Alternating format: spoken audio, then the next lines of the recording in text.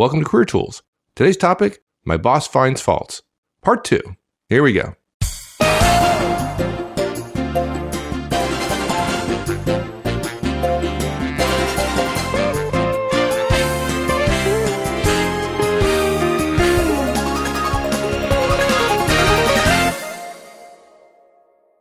Okay, so talking about doing things that are uncomfortable, you're actually suggesting to people that they actually apologize once if they need to.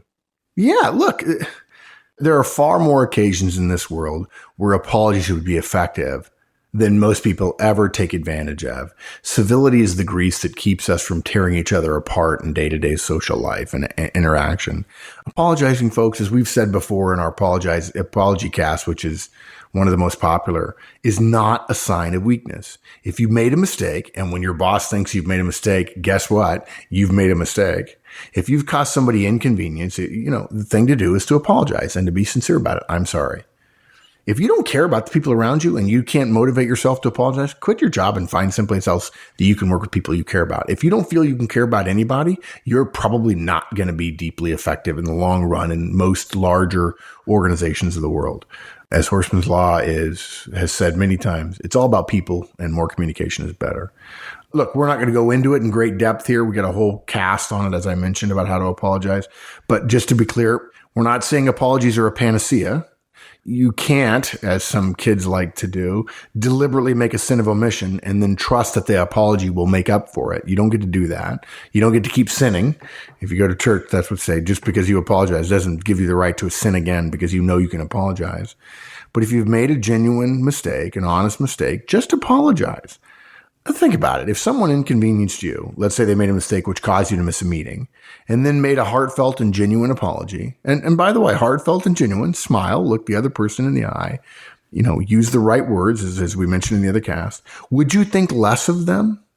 I really doubt it. I think if you would choose to think less of them, I think you really have to think carefully about your interactions with other people. The idea that someone making a mistake and then making a genuine effort to atone for it makes them smaller. I would think that you're going to have a real rough time when you're an executive, unless you're in your own company and you're at the top of the heap and you can do whatever you want. And there's no peer or superior to perhaps set you right every once in a while.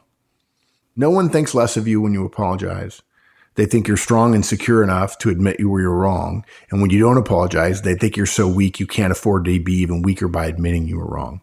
Right. You mentioned apologize once, right? So obviously, if you're checking numbers on a spreadsheet and there's 15 mistakes on it, you don't want to apologize for every single one. Oh, I'm sorry. I'm sorry. I'm sorry. I'm sorry. Yeah. That would get tiresome pretty fast. Yeah. Look, boss, I'm sorry. I didn't check my work carefully enough, and that's wasted your time. I'll do better in the future. My apologies. Simple. Yeah, that easy. For some of you, that's not easy, but... Well, yeah, but again, this isn't easy tools either, is it? There you go. Okay, create a strategy for doing better. Now, I love this one. Yeah, look, create a support system which helps you do better rather than relying on areas which may be a weakness for you. This isn't hard. Both me and Wendy are high D, high I's. Neither of us give a flip about details. We don't. I admit it. Look, I'm smart enough to be very good at details if I pay attention to them. But at the end of the day, Mike's going to catch more details than I would. That's part of what makes us a good team, we think, right? But frankly, it's not our natural inclination to focus on details. Fortunately for us, we both know it, and we try to make up for it with supportive strategies. We create a piece of work. Both of us separately create a piece of work. We let it rest, and then we double check it. Because if you check something right after you've done it, you're still in the mindset of where you were when you did it, and so you won't catch your mistakes. We have other people check our work before it's sent out. Gosh, Wendy's caught me 1,000 times on that. Yeah, we make one thing I noticed for activities. You do checklists. Our conference checklist, folks, we do public conferences, and our checklist has hundreds of items on it and things we execute every single conference. We don't do what we do each time by mistake, because we know, and particularly you and Wendy know that you're, and Maggie as well. She's off the chart high. Folks, I'm the only high C in this company. All right, so I carry the burden for the entire team. I knew this was coming. So we have checklists. That's how we make sure we get it right every time. Yeah. And the great thing about that is the knowledge is in the checklist. So it doesn't have to be in your head. And so we can be thinking about customers and about content. There you go. So we make checklists for activities for all those things we do that have details. Folks, I have been traveling for 20 years and I still have a packing checklist. Why? Because in the last year, as manager tools and career tools continue to grow, there are times when I have to pack the night before or the morning of, because I'm up all night doing X for a customer. And then the next morning I know I have to go and I didn't have time to pack. And I better have a checklist if I'm having to do something in 5 minutes that I know I'm going to take a half an hour to do. Folks, we're not saying everybody needs a checklist, because if you're high C, you probably don't in all cases. Our point is you've got to create a system that works for you to help make up for your weakness. So in mine and Wendy's case, the strategy is checklist. So what we're doing here is we're encouraging you to act as if your manager has given you feedback in the feedback model and ask yourself, okay, what can I do differently? Even if nobody asks it of you, if your boss doesn't actually deliver it the right way or in a way that's effective for you, you can ask it of yourself. What can you do differently? What would I do next time to keep this mistake from happening? Now, look, if you're young, if you're under the age of 25, you might find yourself building incredibly long checklists and then realize, these are too much. That's okay. That was your bridge to get all that stuff done right. And then when it becomes second nature, you can take things off of your checklist. If in fact the checklist is a solution. Maybe you have a great idea for a presentation, but when you present, you're nervous. Well, maybe that's because it's your first presentation and your support system is one of your buddies going to listen to you present 2 or 3 times in the 2 or 3 nights before a presentation. Or maybe your spouse is going to listen to your presentation and tell you how you did good and what you can do better. And that's your way of rehearsing to the point where you won't be quite so nervous. That's all.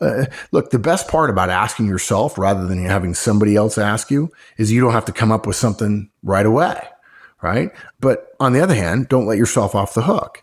Remember that feeling of having the conversation with the boss and use that pain of disappointment in yourself or embarrassment, if that's how you feel about it, to power your contemplation of what might work. Right. And for those of you who tend to beat yourself up a little bit, I found, and that historically, that was what I used to do. And what I found is the faster I got to creating the solution in the future, the less time I had and less mental energy I spent on feeling bad about my mistake. On the mistake and feeling bad about it, both of which you can do nothing about. Exactly. Right? And I can change the future. And my excitement about changing the future and getting better in the future got me past my disappointments myself. Yeah. Right. Exactly. So look, here's some things to consider, folks, that might be helpful. You might need more preparation. Mike and I, there was a saying when we were in the Army, proper preparation prevents poor performance. That's actually the sanitized version of it. There's a word missing. Preparation is better. More checking. If you can find somebody who's good at detail and barter with them internally in the company for a skill they need, your work is more likely to be right. Going slower, taking less time, less haste.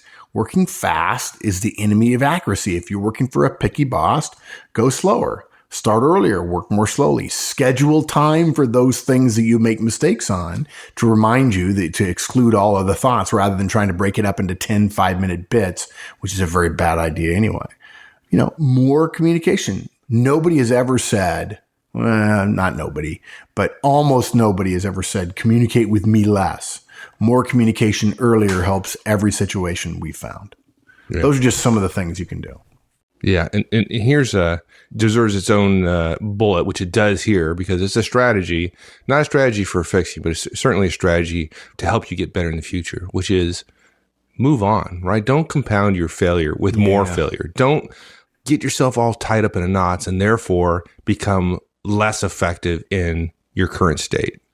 Yeah. In fact, I spent about 15 minutes talking about this when I talk to college students, university students about interviewing. And I say, it really surprises them when I say, it's okay to make a mistake in interviews. We understand nobody's perfect. Kind of relaxes them a little bit. And then, of course, once they get relaxed, they ask all kinds of stupid questions. But regardless, and I tell them, I said, look, the first mistake is no big deal. The reason recruiters don't like mistakes is they know how you're going to emotionally respond to it, which is beating yourself up for it privately while not listening to the next question.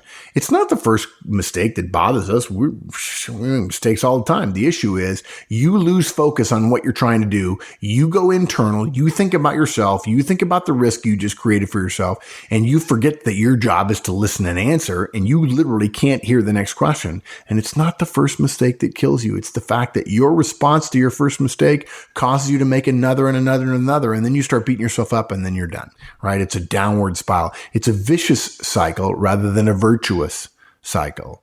So the fact is, your state of mind has an enormous effect on your effectiveness, and being tied up in knots about something that has already happened and there's nothing you can do about it is not effective.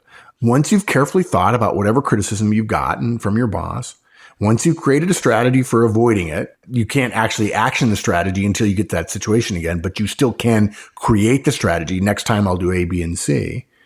Once you've decided to implement that A, B, and C, there is nothing more that you can do about what happened in the past. In fact, there's nothing you can ever do about what happened in the past, but there's nothing more you can do to address it in the future than those things.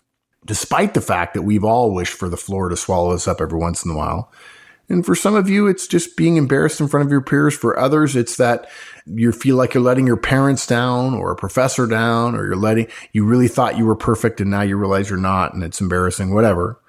The fact is, the floor is not going to swallow you up. And at the same time, nobody's ever going to be able to change the past, at least unless you're in the movies, right? Once you've done the work of learning from the situation, move on. Let it go. As Jimmy Buffett says, breathe in, breathe out, move on. Okay? As Wendy says, this is one of, and probably the most surprising of, my secrets to success. I let go of a lot. I burn to be better, and I let go of my failures. And there are many folks, and I've got stories. Look, I've been fired, right? I mean, people say, how do you start a consulting firm? Well, it's easy to get fired from your previous job and live where you want to live, and realize there are no jobs that'll pay me enough unless I start my own company and get successful real fast. Breathe in, breathe out, move on. Take it seriously. Apologize if you need to. Create a strategy, something that'll work next time. Even if it doesn't work next time, you can create it now, and then you'll get closer and closer to perfection every time. And then move on. Let it go. And this is really a combination of emotional steps, work steps, task planning steps, and overall, it boils down to, this is the professional approach to someone whose boss criticizes you. And it's not your fault that your boss criticizes you, and your boss can criticize you, and it can be outside of you. And what can stay inside of you is a burning to get better. And there's nothing wrong with that. In fact, it's something worth being proud of if pride weren't such a sin. Absolutely. And that's it, partner. Thank you, my friend. I enjoyed that. Yeah, my pleasure. All right. We'll see you. Thanks for joining us, everyone. Hope you enjoyed it. We'll see you next week. In the meantime, we'll see you on the discussion forums, www.managertools.com/forums. Hope to see you there. So long, folks.